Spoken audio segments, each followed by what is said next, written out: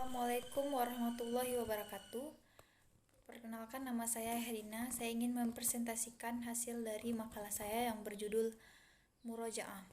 Pengertian murojaah. Murojaah menurut bahasa memiliki dua arti. Yang pertama, al-murojaah berarti tahar al-zuhra atau melemparkan tanaman. Maksudnya adalah modal al-hazar. Makna yang pertama adalah makna majas, dan makna yang kedua ialah makna hakiki. Secara etimologi berasal dari bahasa termologis adalah kerjasama dan pengelolaan pertanian antara pemilik lahan dan penggarap, di mana pemilik lahan memberikan lahan pertanian kepada si penggarap untuk ditanami dan dipelihara dengan imbalan berbagai tertentu dari hasil panen. Syarat dan rukun murajaah. Yang pertama, pemilik tanah. Yang kedua, petani penggarap. Yang keempat, objek al-murajaah, yaitu antara manfaat tanah dengan hasil kerja petani. Yang terakhir, ijab kabul. Yang syarat yang menyangkut jangka waktu juga harus dijelaskan dalam akad sejak semula, karena akad murojaah mengandung makna akad ijarah atau sewa menyewa atau upah dengan imbalan sebagai hasil panen. Oleh sebab itu jangka waktu harus jelas. Untuk jangka waktu itu biasanya dan rukun murajaah.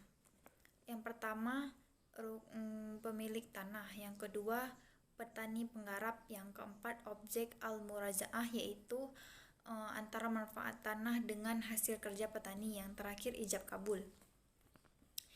Yang syarat yang menyangkut jangka waktu juga harus dijelaskan dalam akad sejak semula, karena akad murajaah mengandung makna akad ijarah atau sewa menyewa atau upah dengan imbalan sebagai hasil panen.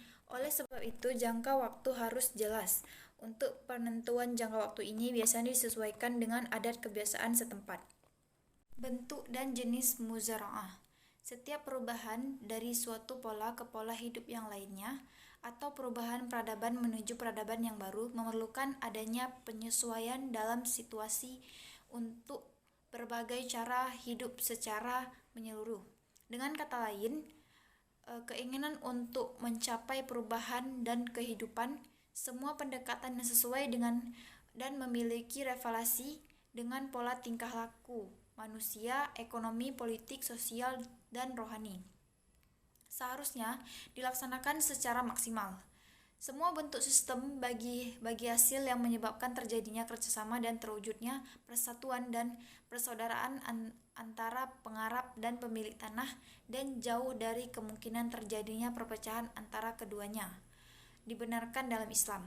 Sebaliknya, semua bentuk sistem bagi hasil yang dapat menyebabkan timbulnya perselisihan di kalangan masyarakat atau mengganggu hak dari pihak tertentu dinyatakan tidak sah oleh Islam, sebagaimana yang pernah terjadi pada masa Rasulullah SAW, di mana bagi hasil yang mendorong seseorang untuk senantiasa hidup di atas keringat orang lain dan melanggar hak-hak keadilan terhadap petani sangat dibenci oleh Rasulullah SAW. Sistem murajaah atau sistem bagi hasil kedua belah pihak kemungkinan mencapai suatu tujuan di samping mewujudkan tawa'un atau saling tolong-menolong yang menyebabkan kedua belah pihak memperoleh keuntungan dari hasil usaha yang dilakukan oleh pekerja atau petani penggarap. Akibat akad murajaah. Menurut jumhur ulama yang membolehkan akad murajaah apabila akad ini telah memenuhi rukun dan syaratnya, maka akibat hukumnya adalah sebagai berikut. Yang pertama, petani bertanggung jawab mengeluarkan biaya benih dan biaya pemeliharaan pertanian itu. Yang kedua, biaya pertanian seperti pupuk, biaya penuaan, serta biaya pembersihan tanaman ditanggung oleh petani dan pemilik tanah sesuai dengan persentase bagian masing-masing. Yang ketiga, hasil panen dibagi sesuai dengan kesepakatan kedua belah pihak. Yang terakhir, penggairan dilaksanakan dengan kesepakatan kedua belah pihak. Dalam murojaah ini tidak boleh mensyaratkan sebidang tanah tertentu. Ini untuk sepemilik tanah dan sebidang tanah lainnya.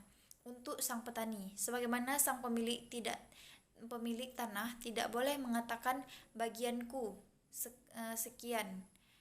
Dari Hanzalah bin Qiyas dari Rafi bin Khadij, ia bercerita telah mengabarkan kepadaku 2 orang pamanku bahwa mereka pernah menyewakan tanah pada masa Nabi Shallallahu Alaihi Wasallam dan sewa hasil yang tumbuh dari parit-parit dengan sesuatu sebidang tanah yang dikecualikan oleh si pemilik tanah. Berakhirnya murajaah. Yang pertama, pekerja melarikan diri. Yang ketiga, pekerja tidak mampu bekerja. Yang keempat, salah satu dari pihak meninggal dunia. Yang keempat, kesepakatan kedua belah pihak yang mengakhiri transaksi dan kerelaan. Bab ketiga, di sini saya membahas masalah kasus yang pertama, yaitu yang berjudul transaksi kerjasama bagi hasil dalam akad murajaah. Kasus ini di desa Taronggo, Kaleren, Kabupaten Garut. Murajaah adalah kerjasama pengelolaan pertanian dan antara pemilik lahan dan penggarap, di mana pemilik lahan memberikan lahan pertanian kepada penggarap untuk ditani dan dipelihara dengan imbalan bagian tertentu dari hasil panen. Di dalam pola bagi hasil dalam pertanian merupakan bentuk pemanfaatan tanah di mana pembagian hasil terhadap 2 unsur produksi, yaitu modal dan kerja, dilaksanakan menurut perbandingan tertentu dari hasil tanah. Di dalam Islam terdapat berbagai akad bagi hasil, salah satunya diantaranya adalah bagi hasil dalam pertanian yang disebut murojaah. Bentuk kerjasama dalam bidang pertanian disebut murojaah, yakni kerjasama antar pemilik tanah dan penggarap dengan perjanjian bagi hasil yang jumlahnya menurut kesepakatan bersama. Di dalam murojaah terdapat pihak yang menyerahkan sebidang lahannya untuk ditanami, sedangkan pihak lain mengelola lahan tersebut untuk ditanami. Hasil panen yang diperoleh dibagi sesuai kesepakatan sebelumnya. Sistem semacam ini dijalankan pada masa Rasulullah Shallallahu Alaihi Wasallam ketika beliau memberikan tanah Khaybarnya untuk orang Yahudi dengan sistem bagi hasil.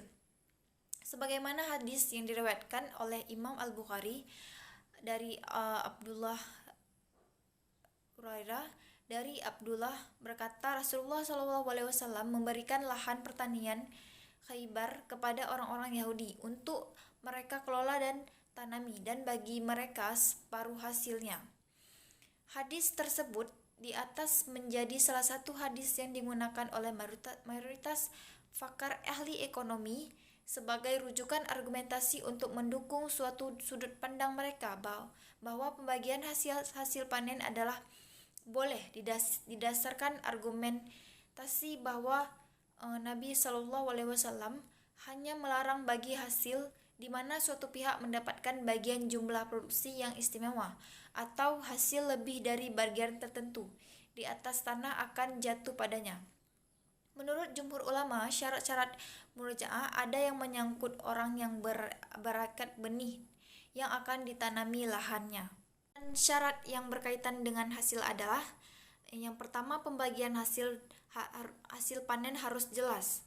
Yang kedua, hasil panen tersebut benar-benar memiliki bersama orang yang berakat tanpa pengukusan. Yang ketiga, pembagian panen itu ditentukan pada waktu awal akad kerjasama yang semacam ini yang mempraktekkan masyarakat di desa Jatim, Kecamatan Taronggo, Kaleren, Kabupaten Garut yang menyarankan lahan mereka untuk digarap oleh orang lain dengan sistem transaksi bagi hasil yang di dalam kehidupan masyarakat setempat dikenal dengan istilah nengah sawah, dan di dalam referensi ekonomi Islam disebut dengan istilah murojaah, yaitu sistem bagi hasil dalam pertanian di mana suatu pihak mempunyai lahan dan pihak yang satu berperan sebagai penggarap. Dalam sistem bagi hasil sesuai dengan kesepakatan yang telah disepakati oleh kedua belah pihak. Para petani di desa Garut dalam melakukan perjanjian pengarapan sawah dalam masalah pupuk dan biaya penggarap dari petani, kemudian yang punya lahan juragan hanya menyarankan lahannya untuk digarap dan benih dari dua belah pihak, yakni petani penggarap dan yang punya lahan, sehingga mereka berdua ketika panen hasilnya dibagi dua setelah potong benih.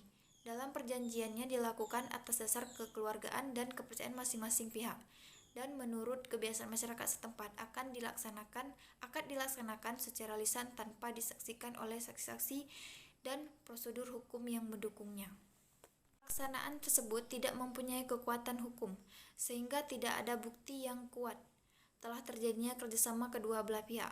Dengan tidak adanya bukti kuat tersebut, maka terkadang terjadinya kesenjangan antara pemilihan dan petani penggarap. Dalam hal ini, maka terkadang pembagian keuntungan.